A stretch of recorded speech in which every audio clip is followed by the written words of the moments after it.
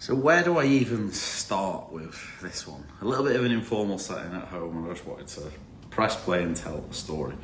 Because I guess this is kind of a follow-up episode from the one that I did a few weeks ago about obsession. The one where I spoke about me being a hermit over the last 12 months with no social life, no nights out, just a borderline unhealthy obsession with building and scaling the coach career. And as always, I watched it back, which I still hate watching my videos back, by the way. And all joking aside, once I watched it, I felt like I kind of only told maybe half the story.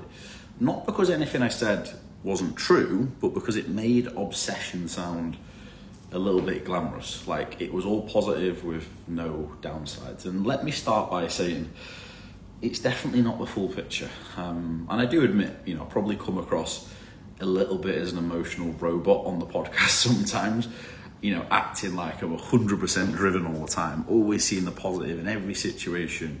I don't lose motivation, all of that type of stuff, but it's far from the truth. So I wanted to hit record today on this and just talk about the other side of it, I guess, the part that doesn't make it to the Sunday night launch reel on Instagram, the part that's not quite as maybe easy to say, but I think it needs to be said, and I think it will help someone listening. Because obsession, as powerful as it really is, comes with sacrifices, and a lot of them. Because having a goal is all good and well, but they don't really mean anything unless you make the sacrifices to actually make those goals happen. And while I still believe sacrifice is one of the purest forms of self-respect, let's not pretend that it doesn't have a cost, because that's probably what I've done. So just to be clear, this isn't me backtracking. This isn't regret. I know that the hermit mode I lived in was necessary, and I know that I wouldn't have been able to build what I have without being relentlessly focused and disciplined. But if I could turn back the clock, there are a few things that I definitely just do differently, mainly around connection with people. Because what I didn't actually realize until I've kind of come out of that bubble is just how much I lost touch with pretty much everyone around me. Like, I haven't messaged a girl in 18 months maybe, like not even slightly in that way. And I'm not trying to say that to prove a point. I just genuinely haven't had the brain capacity or the desire to do so. And that what's wild about that, because since I was probably 16, there's always been someone in my life, always like something. But this past year, not a single date, no friends with benefits or whatever the youth call it today, no distractions, no nights out, like nothing. And as cringe as it probably sounds, it was literally just me, it was chai, and it was just doing the work. And a stupidly obsessive routine to go with it on repeat 7 days a week, to the point where I even stopped going to my running group, my kickboxing classes, just because I couldn't take the morning off work. And I'm not proud to say that, but it didn't even cross my mind at the time when I was in that frame of mind. And the mad part is, even though I lost touch with everyone, I didn't ever feel lonely in the moment. It was genuinely the first time in my entire life where I was actually just happy with my own company. I loved it. I felt liberated. I felt like I was in control. I felt like I cracked it. I cracked the code, and it stayed that way for probably 18 months. And then all of a sudden, last week or the week before, I just started realizing that I'd been on a very solo mission where even when you make the wins along the way, they don't feel as meaningful because you don't have anyone to share them with. And I know that sounds deep, but it's just me genuinely being honest and waking up. The people that I probably spoke most to, or should I say not people, is genuinely my dog Chai and probably ChatGPT in the space of a year. I've literally used AI as a second brain whilst I built the coach career. Script writing, designing presentation, creating prompt guides, tutorial videos. And the other day, I asked ChatGPT how strange am I? And just for context, before I tell you the answer it gave me, I asked this as I was stood on the balcony one night, right after breathwork and meditation, coming up with more business ideas, literally mid-conversation with ChatGPT, before I'd even finished the business ideas I've already started. So that's when I began to realise, I just cannot switch off, at all. I am very other in that way, and I don't say it to be big-headed.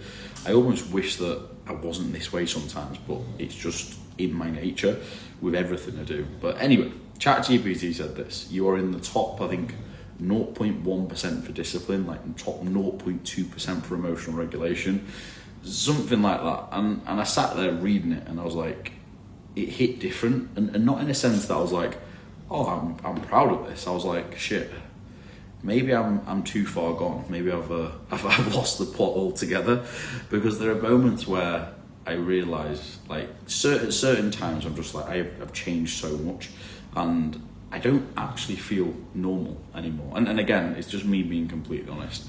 I've got people taking pictures of me daily whilst I'm meditating on the Stairmaster, eyes closed, 30 minutes, level 15, sweating it out. I'm doing, 30 plus minutes in 5-degree water in the ice bath, listening to, piano music and Wim Hof guided meditations. Like, I've just had a complete, identity change. But you spend a year like rebuilding everything as I have, and I've documented on here how I think, how I feel, how I operate. You realise that you're now a person that doesn't really fit in with normal society, and very few people actually get you. And it sounds dramatic, but it's real. Like, this is just the other side of it. And I've come to realise, like, I don't chase the fast dopamine, the quick wins, the instant highs, and they don't like feel meaningful anymore, because like when you focus so much on like emotional regulation, nothing like brings you up or down, and it's a really weird feeling. Like, don't get me wrong, emotional regulation has huge upsides, like especially when it comes to things like stress resilience, delayed gratification, staying consistent even when nothing might look like it's working. But honestly, like, the slow drip dopamine, as I call it, is the key to a happy life. But this is again just telling you the other side of the coin. And like, let me give you an example to put this dopamine thing in context. Because crypto went up 25% last week, and that was something I visualized for like 2 years. And when it happened, I didn't even feel anything. And just to be clear, like, I'm not being big-headed, and I'm not going to sit here and say I've made millions, because I haven't. It's just that level of patience that I've had with it. I'm making the right decisions when it mattered. But when it did happen, like, I was just sat there thinking, I don't even feel anything towards it. Like, the chase of it was so much better than the actual reward itself.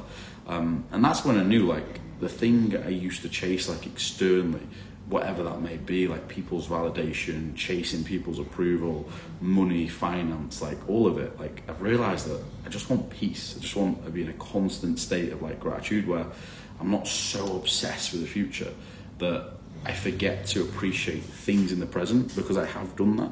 And this chapter that I'm in right now, people label it, I know Alex Amosi does, as the lonely chapter. It's that phase where everything's finally starting to work, and like your vision is coming together.